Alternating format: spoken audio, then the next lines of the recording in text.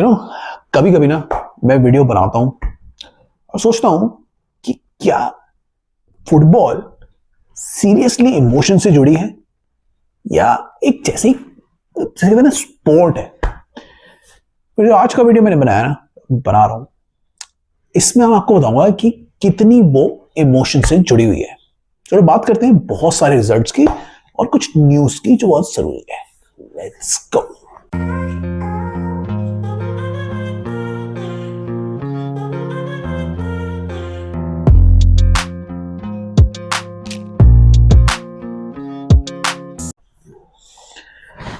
तो guys welcome back.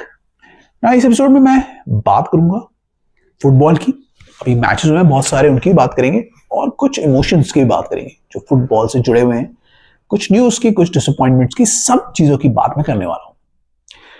तो सबसे पहले ना स्टार्ट कर लेते हैं मैच रिव्यू से। उसको मैं पहले अलग कर दूं, फिर मैं इस टॉपिक की बात करूंगा।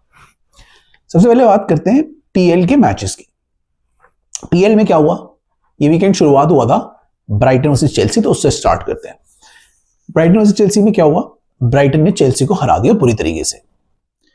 मैंने अपने प्रीव्यू में कहा था कि दोनों टीम्स वीक हैं, ब्राइटन का ज्यादा चांस लग रहा है। आई थिंक मैंने यही बोला सेकंड मैच में, फर्स्ट मैच को देख के, क्योंकि बैक टू बैक मैचेस थे। पहले एफए कप में हारी, फिर लीग में भी हार गई।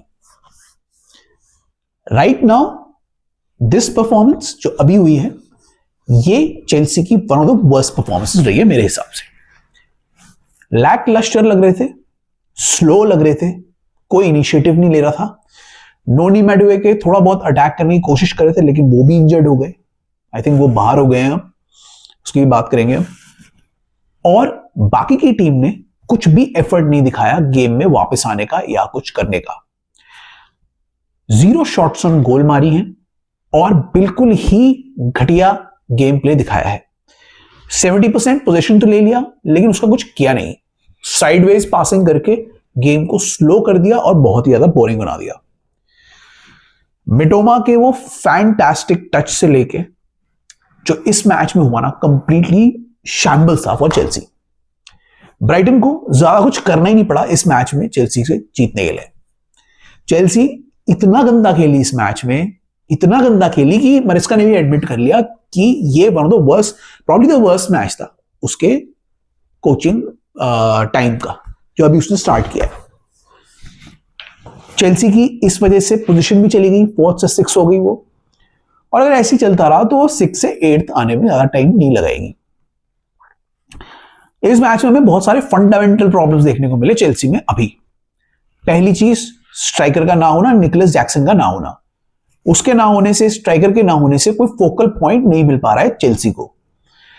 या तो पामर होते हैं फोकल पॉइंट या जैक्सन होते हैं, दोनों एक दूसरे में प्ले करते हैं। अब जैक्सन जाने के बाद पामर भी इफेक्टिव नजर नहीं आ रहे। पामर अपने आसपास अगर देख रहे हैं तो आसपास पहले उनके विंगर्स फॉर्म में थे, अच्छा खेल रहे थे। नोनी मैडुएके स्कोर कर रहे थे, पेड्रो नेटो भी बीच में गोल मार दिए थे, सैंचो ने भी धीरे धीरे थोड़ा बहुत 1-2 गोल स्कोर करने स्टार्ट करते थे। अब सडनली इन सब की भी फॉर्म ड्राई अप हो चुकी है, तो उसके चक्कर में पामर के ऊपर एक्स्ट्रा प्रेशर आ गया है। उसको देख के वो थोड़े से बौखलाए हुए लग रहे हैं अभी मेरे को। उनकी फ्रस्ट्रेशंस दिख रही हैं फील्ड में, और इस गेम में भी पूरी तरीके से देखने को मिली। उन्होंने खुद भी बहुत गंदा खेला, बहुत ही खराब खेला, बट उसकी फ्रस्ट्रेशन हमें फील्ड पे देखने को मिल रही है। एक ऐसी टीम बात जो अभी कुछ टाइम पहले सेकंड थी, उसके बाद इतना गंदा फॉर्म का लूज करना इज अ बिट वरी। उनको जो स्क्वाड है, उनके पास जो स्क्वाड उन्होंने अभी रखा है, उसमें कुछ ना कुछ ऐड करके, थोड़ी टैक्टिक्स चेंज करके अब इसे चेंज करना पड़ेगा। इसी तरीके से अगर वो खेलते रहे, नुकुंकू ऑन टॉप और पामर उसके पीछे और विंगर्स के साथ, तो उनका नहीं चलने वाला, क्योंकि नुकुंकू अप टॉप नहीं खेल सकते। उन्हें कुछ फिगर आउट करना पड़ेगा। जो उनके पास प्लेयर्स हैं, उन प्लेयर्स से कैसे यूटिलाइज करवाया जाए ये गेम स्टाइल, और कैसे उनको इफेक्टिव बनाया जाए। टैक्टिक्स में काफी चेंज करने पड़ेंगे उनको, अदरवाइज दूसरी टीम जो है वो उनसे आगे निकल जाएंगी और उनकी चैंपियंस लीग पोजीशन खतरे में आ जाएगी। अभी भी मुझे खतरे में आती हुई लग रही है और ज्यादा आ जाएगी। तो this was not a good match for Chelsea, जहां पे ब्राइटन के पास सिर्फ 30% पोजीशन था और उन्होंने राइट मोमेंट्स का फायदा उठा के ज्यादा मेहनत ना करते हुए चेल्सी से मैच इजीली जीत लिया।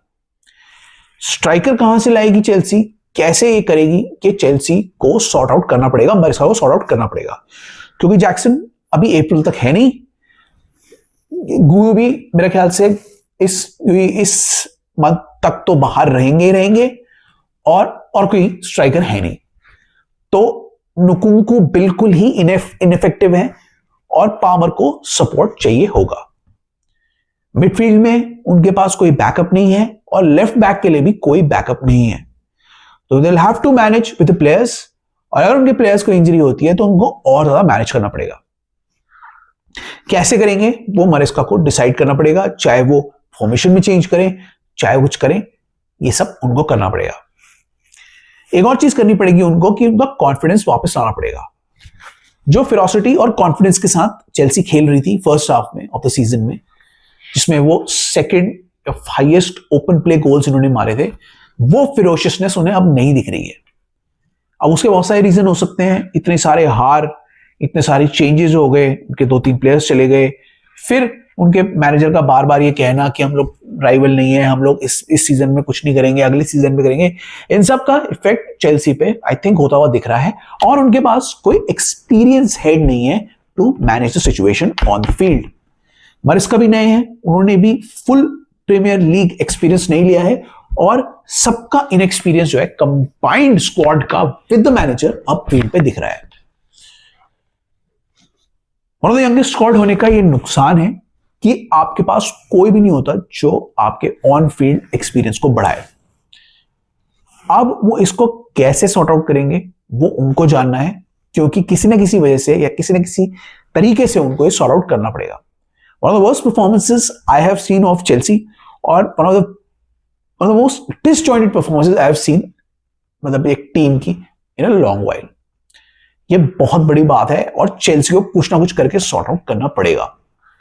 नाउ चेल्सी अब 6th रैंक पे आ गई है, और वो एक तरीके से मुझे टॉप 4 की रेस से भी बाहर होती हुई लग रही है। उसके अलावा और भी टीम्स हैं ऐसी जो उनसे भी बुरी हालत में है, उनकी भी बात करेंगे हम पहले, लेकिन एक काम करते हैं, उनकी बात करने से अच्छा उन्हें लास्ट के लिए रखते हैं। पहले एक ऐसी टीम की बात कर लेते हैं जो मुझे लग रहा है धीरे धीरे वापस आ गई है, man city versus Newcastle. Absolutely demolish कर दिया न्यूकासल को। मुझे लग नहीं रहा था कि इतनी बुरी तरीके से डिमोलिश करेगी जिस हिसाब से मैन सिटी की फॉर्म रिसेंट में लग रही थी, बट ओमार मार्मुश फैंटास्टिक, हैट्रिक मार दी आई थिंक अपने सेकंड या थर्ड मैच में, और जबरदस्त खेल गए। हालैंड की कमी पूरी कर दी, हालैंड जो गोल नहीं कर पा रहे थे, जो गोल मिस कर रही थी ना, वो ओमार मार्मुश ने गलती उनकी, मतलब उनकी जो कमी है उसको पूरा कर दिया।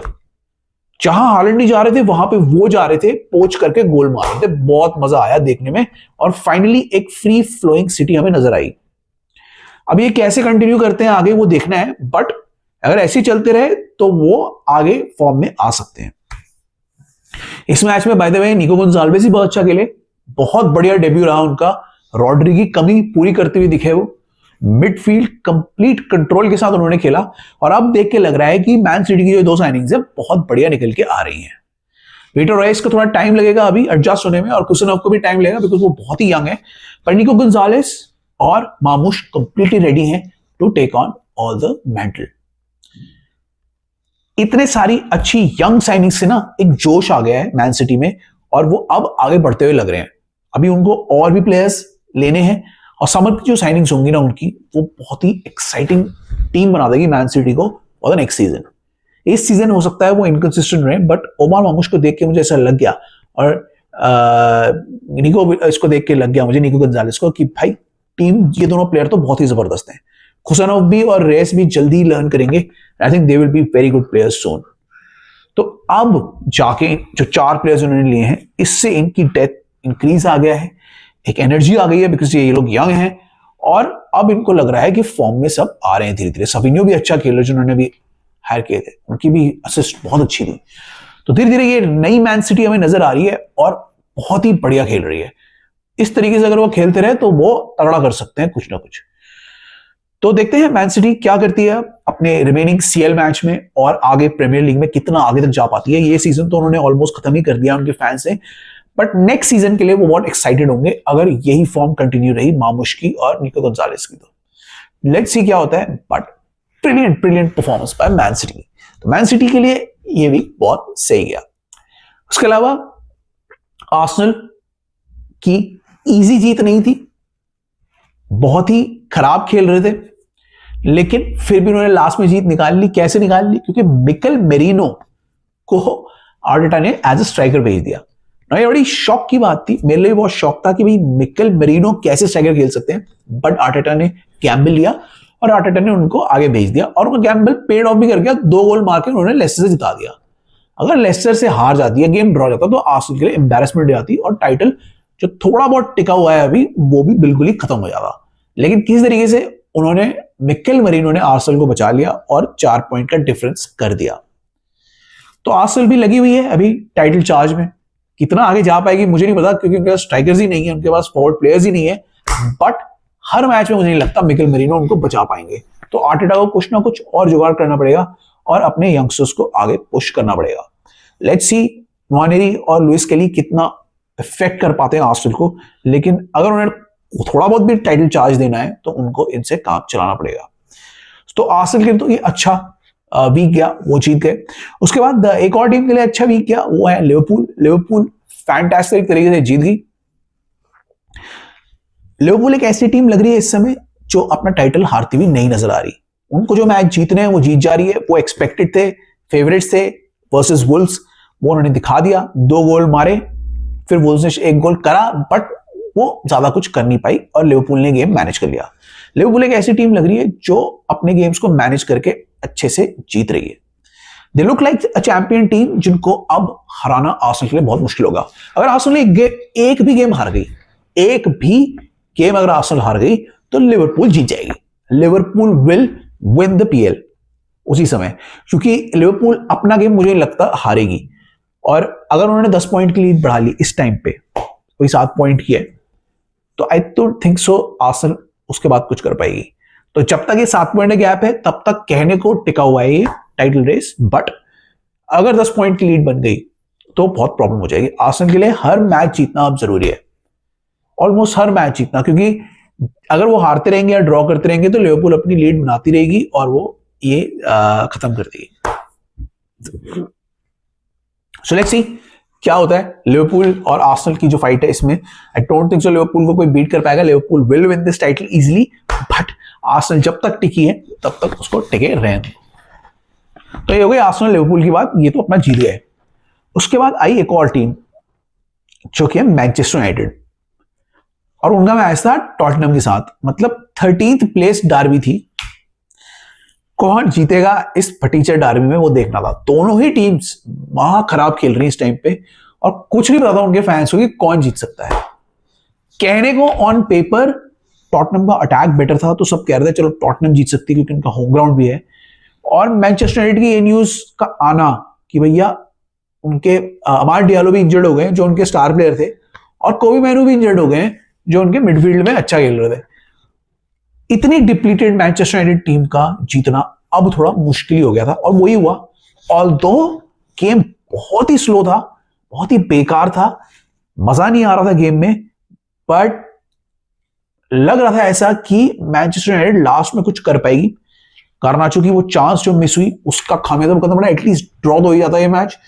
लेकिन उसके अलावा Manchester United in the and कुछ कर नहीं पाई और ये मैच हार गई 1-0 से। जेम्स मैडिसन ने 1 गोल कर दिया और उसी की वजह से स्पर्स जीत गई। स्पर्स भी इस मैच में बहुत ही घटिया खेल रही थी, यूनाइटेड भी घटिया खेल रही थी। फर्स्ट हाफ तो one of the most boring first half था, और उसके बाद सेकेंड हाफ में यूनाइटेड थोड़ी बेटर लग रही थी इन दी एंड, लेकिन क्योंकि गार्नाचो जी हैं वो अपने गोल कर नहीं पाते हैं तो उन्होंने गोल मिस कर दिया। और एक चांस था यूनाइटेड का कि वो एटलीस्ट ड्रॉ करके ले जाते हैं मैच, वो भी उन्होंने गंवा दिया और स्पर्स ने वो 1 गोल की लीड बना के रखी और किस तरीके से मैच जीत लिया।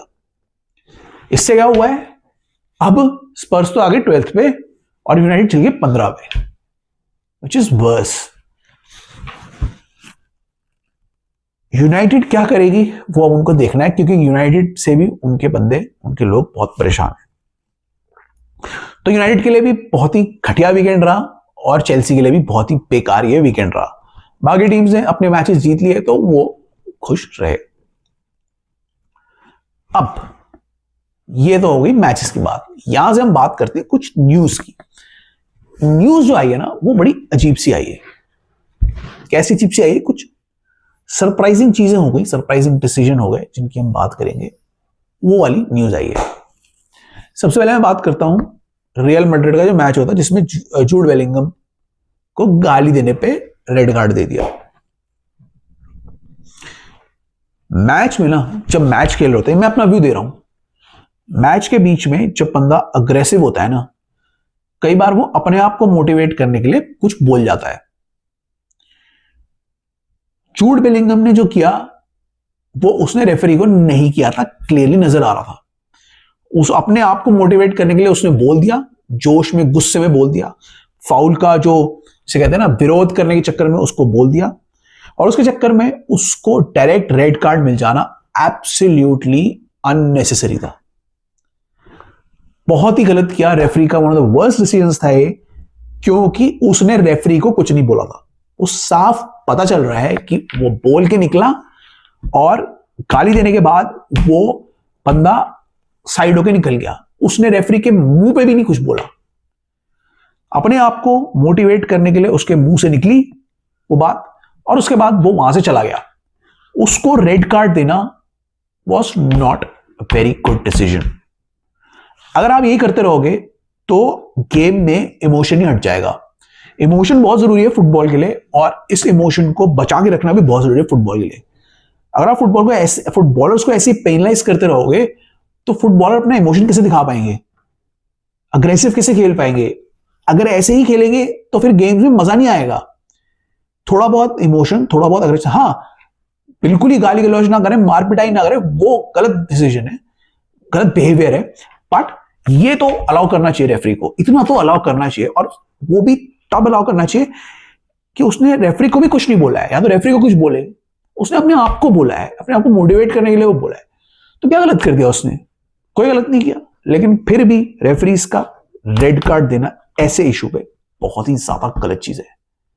मैं यही बोलना चाह रहा था, this goes against the spirit of the game.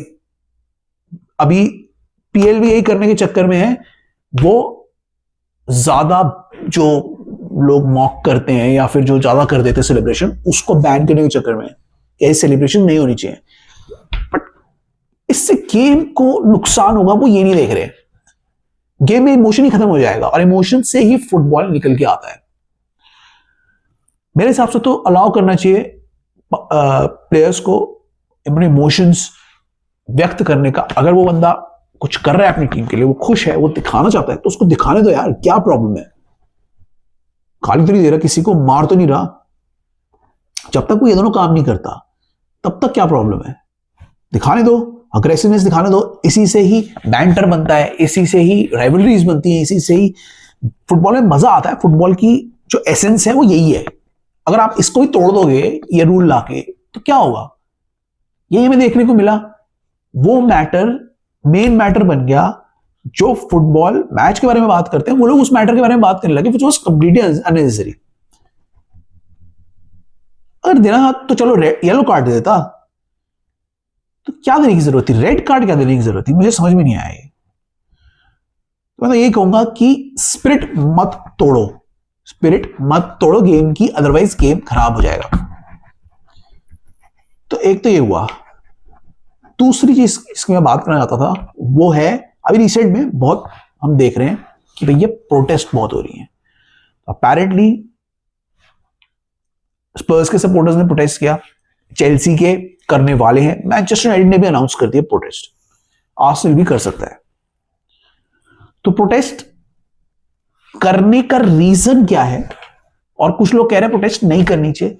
तो मैं बताना चाहता हूं कि ठीक है, प्रोटेस्ट नहीं करनी चाहिए, वो बात अलग है, बट क्यों कर रहे हैं प्रोटेस्ट उसको भी समझना बहुत जरूरी है। स्पेशली फॉर क्लब्स बहुत जरूरी है समझना कि बंदा अगर प्रोटेस्ट पे आ गया है तो वो क्यों आया है। पहली बात तो वो इसलिए नहीं आया क्योंकि अभी रिसेंट में आपके रिजल्ट्स खराब गए। You have to understand, clubs have to understand from the fans perspective. क्यों? क्योंकि क्लब्स में सब लोग रिप्लेस हो जाएंगे, ओनर्स चले जा सकते हैं, मैनेजर जा सकता है, स्पोर्टिंग डायरेक्टर्स जा सकते हैं, प्लेयर्स जा सकते हैं, लेकिन फैन ना, वो क्लब का फैन रहेगा। फैन बाद में भी क्लब के साथ रहेगा, उसका जो पैशन है फॉर देयर क्लब वो बहुत ही ज्यादा है। फैन उनकी तरह इतना अमीर भी नहीं है, एक टिपिकल फैन। वो अपनी सेविंग्स करके, वो अपने पैसे जोड़ के आपकी टीम के मैचेस देखता है, मैचेस देखने आता है। उसको बहुत जरूरी है कि उसकी टीम अच्छा करे, उसे अच्छा लगता है, उसका दिन बन जाता है। तो इन लोगों को समझना पड़ेगा कि फैंस क्यों ये कर रहे हैं। ऐसा नहीं है कि फैंस जबरदस्ती कर रहे हैं या वो चाहते हैं कि ये लोग चले जाएं। अरे आप कुछ चीजें कर दोगे ना तो फैन कभी ये सब नहीं करेगा। क्या है मेरे हिसाब से, जो मुझे लगता है, 3 चीजें हैं जो एक फैन को चाहिए होती हैं। सबसे पहले फैंस को चाहिए होते हैं अच्छे प्लेयर्स उनके क्लब के लिए लाए जाएं। कई बार क्या होता है कि क्लब साइनिंग्स होती हैं, फैन साइनिंग्स होती हैं, अच्छे प्लेयर्स क्लब को लाया जाए और मैनेजर को जो बैक करते हैं ना, उस टाइप के प्लेयर्स लाए जाएं। मैनेजर आप एक टाइप का ले लेते हो, प्लेयर्स दूसरे टाइप के लाते हो, वो चीज कभी भी मिक्स एंड मैच नहीं करनी चाहिए। बहुत सारी टीम्स में मैं देख रहा हूं, मैनेजर लाते हैं, फिर उसके टाइप का प्लेयर नहीं लेते हैं और फिर उसे एक्सपेक्ट करते हैं कि वो आगे जाके मिरेकल्स कर दे। वो नहीं कर पाता, क्योंकि तुमने हायर किया उसको लेकिन तुम उसे सपोर्ट नहीं दे रहे हो, तो कैसे करेगा? वो नहीं करेगा। तो क्लब्स को समझना चाहिए कि मैनेजर को पूरा बैक करो। अगर आपने एक मैनेजर को बैक किया तो उसको प्लेयर्स के साथ बैक करो और अच्छे प्लेयर्स उसे ला के दो, तभी वो अच्छा परफॉर्म कर पाएगा। एक तो ये है। दूसरा, टीम में यूथ और एक्सपीरियंस का मिक्स रखो। पूरा यूथ मॉडल कभी नहीं चला है, फुली एक्सपीरियंस टीम भी कभी नहीं चली है। मिक्स होगा तो टीम अच्छी रन करती है, वो सब जगह हमने देखा है। खाली यूथ बेस्ड प्रोजेक्ट्स बनाना आजकल जो मैं देख रहा हूं वो ठीक नहीं है। अगर आप यूथ बेस्ड प्रोजेक्ट बनाओगे तो टीम्स कंप्लीटली डिसमेंटल हो जाएंगी और जो उनका क्रंच टाइम आता है ना, उस सीजन के टाइम पे वो क्रम्बल कर जाएंगे, क्योंकि प्लेयर्स को एक्सपीरियंस नहीं है, वो सब किड्स हैं। एक यंग प्लेयर जब आता है तो उसको एक मेंटर की जरूरत होती है, एक गाइडिंग फैक्टर की जरूरत होती है, गाइडिंग पर्सन की जरूरत होती है, और वो उसे एक्सपीरियंस प्लेयर मिलता है। चाहे आप अकेडमी से उठाओ, चाहे आप बाहर से लाओ, but there should be a mix of experienced and academy players. अगर आप सिर्फ अकेडमी वाले ले आओगे तो इनएक्सपीरियंस स्क्वाड होगा, अगर आप सिर्फ ओल्डर प्लेयर्स लाओगे तो वो वीक स्क्वाड होगा। तो दोनों का अच्छा मिक्सचर रखो ताकि टीम अच्छी परफॉर्म करे।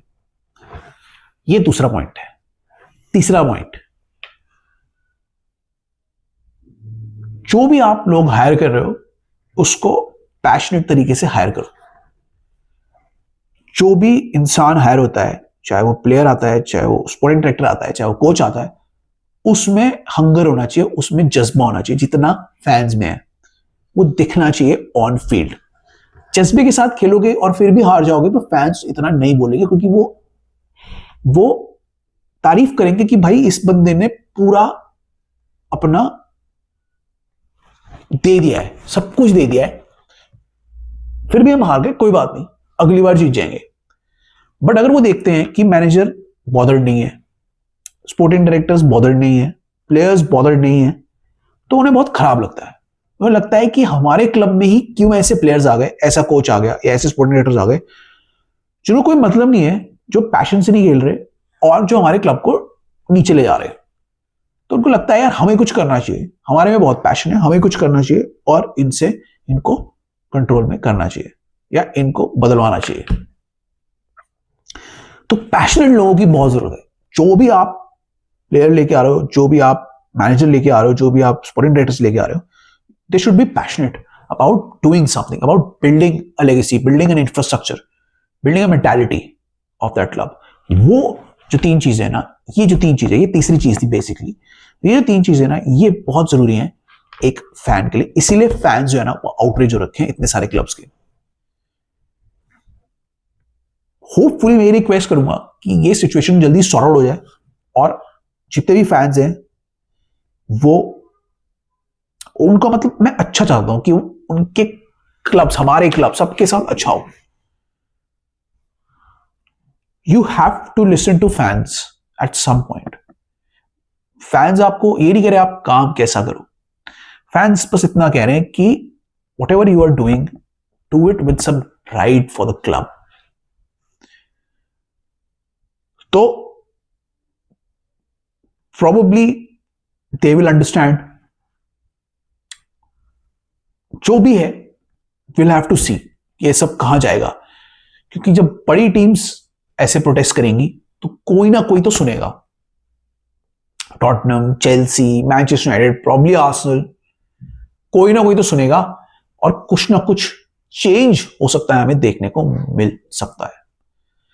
तो let's see what happens with all these protest. क्या होगा इसका, इन सब चीजों का मुझे नहीं पता. मैं बस एक पर्सपेक्टिव दे रहा था, फैन पर्सपेक्टिव दे रहा था कि क्यों करते हैं ये प्रोटेस्ट. से कितना फायदा होगा मुझे तो पता नहीं. मैं तो इंग्लैंड में रहता नहीं हूं, मैं तो यहां रहता हूं. लेकिन एट सम पॉइंट एक फैन जो है, जो इतना पैशनेट है, वो ये सब करने पे मजबूर हो जाता है. तो ये चीजें मैं डिस्कस करना चाह रहा था. ये था हमारा वीडियो. होपफुली आपको पसंद आया होगा. अगर आपको पसंद आया तो आप लाइक शेयर सब्सक्राइब कर देना. हमें फॉलो करना सोशल्स पे. हम इंस्टा में अपनी अलग स्टोरीज डालते हैं और फिर हम अपने ट्विटर में हम अलग कमेंट्स करते हैं और स्टोरीज पुट आउट करते हैं.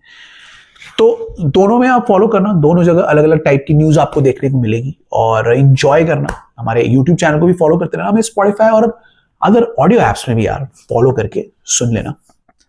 तो इसी के साथ मैं अब चलता हूं. I will take your leave. Hopefully आपको वीडियो पसंद आया होगा. I will see you in the next video. Till then it's bye.